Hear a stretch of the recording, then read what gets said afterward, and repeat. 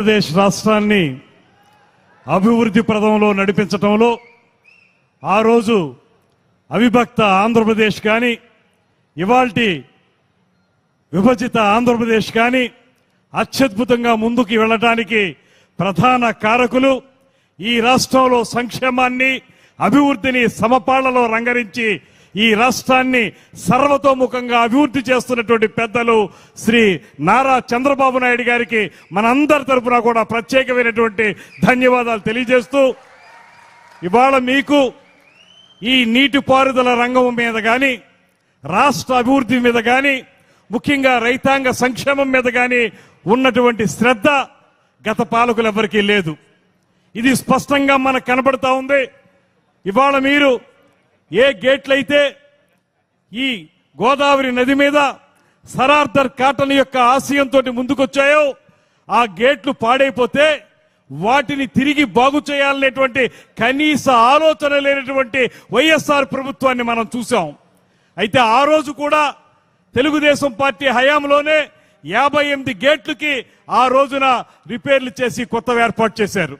అదేవిధంగా ఇప్పుడు మిగిలినటువంటి 117 గేట్లకి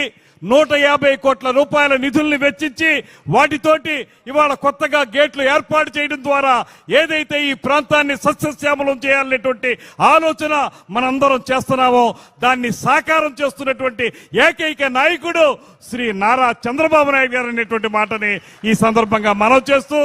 అటువంటి ఒక దార్శనికత ఉన్నటువంటి ముఖ్యమంత్రి కేవలం ఒక్క విషయమని కాదు, మా అదృష్టం వారితో కలిసి అనేక సందర్భాల్లో కేబినెట్ మీటింగులు కానీ ఇతర మీటింగుల్లో కొన్ని పాల్గొన్నప్పుడు మాకు అర్థమయ్యేటువంటి విషయం, ప్రతి సమస్యని క్షుణ్ణంగా పరిశీలించి అది రాయలసీమ, కోస్తాంధ్ర,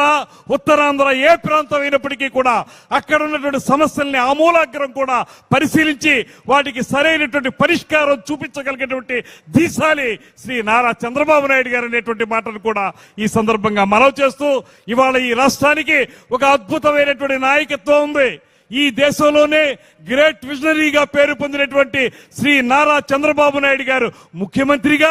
అదేవిధంగా పేదవాడి కోసం పార్టీని ప్రారంభించినటువంటి ఉప ముఖ్యమంత్రి పవన్ కళ్యాణ్ గారి నాయకత్వం మరో పక్కన, వీరిద్దరికి పైన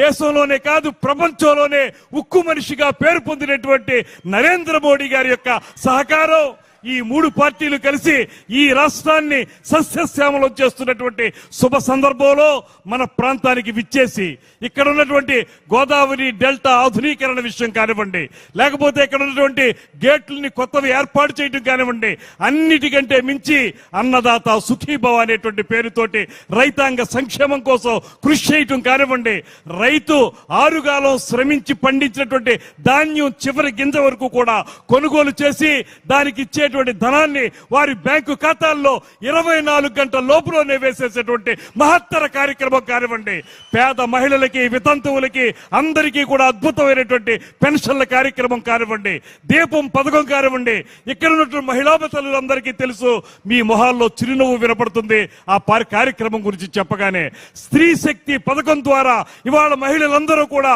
ఉచితంగా బస్సుల్లో ప్రయాణం చేసేటువంటి కార్యక్రమం కానివ్వండి, ఇలా చూసుకుంటే 2 సంవత్సరాల కాలంలో ఈ రాష్ట్రాన్ని అత్యద్భుతంగా ముందుకు తీసుకెళ్లినటువంటి ధీశాలి ధీమంతుడు మన నాయకుడు శ్రీ చంద్రబాబు నాయుడు గారు అనేటువంటి మాటని మరొకసారి మీ అందరికీ మనవి చేసుకుంటూ, వారి ఆధ్వర్యంలోనే ఇంతకుముందు ఎమ్మెల్యే గారు, కొత్తపేట ఎమ్మెల్యే గారు బండారు సత్యానందరావు గారు చెప్పినట్లుగా ఏవైతే అపరిష్కృతంగా ఉన్నటువంటి సమస్యలు ఉన్నాయో వాటన్నిటిని పరిష్కరించడానికి ఖచ్చితంగా శ్రీ చంద్రబాబు నాయుడు గారి దగ్గర సరైనటువంటి కార్యాచరణ ఉంది. ఆ కార్యాచరణను అమలు చేసి ఇప్పటికే సస్యశ్యామలంగా ఉన్నటువంటి ఈ ప్రాంతాన్ని మరింత సస్యశ్యామలం చేయాలనేటువంటి మాటని మిమ్మల్ని కోరుకుంటూ, అదేవిధంగా మిమ్మల్ని ఒక చిన్న కోరిక చివరిగా ఒక డైరెక్షన్ ఇమ్మని, ఇరిగేషన్ వాళ్ళు ఈ పిచ్చుకుల్లంక ప్రాంతం 62 ఎకరాలుంటే దీన్ని మనం కొంత 20% మాత్రమే వాడుకోవాలనేటువంటిది ఆ రోజున టూరిజంకి ఇచ్చినప్పుడు చెప్పారనేటువంటి జీవో ఉంది. దయచేసి దాన్ని ఒకసారి తమరు చూసి దీన్ని మొత్తం కూడా టూరిజంకు వాడుకోవడానికి వీలుగా ఆ జీవోని అమెండ్ చేయవలసిందిగా తమని అందరి తరపున కూడా కోరుకుంటూ, ఈ కార్యక్రమంలో మాకు ఈ అవకాశం కల్పించిన మీకు మా జనసేన పార్టీ తరపున కూడా కూటమి తరపున కూడా ప్రత్యేకమైన ధన్యవాదాలు తెలియజేస్తూ సెలవు తీసుకుంటున్నాను. నమస్కారం. జై హింద్, జై తెలుగు తల్లి.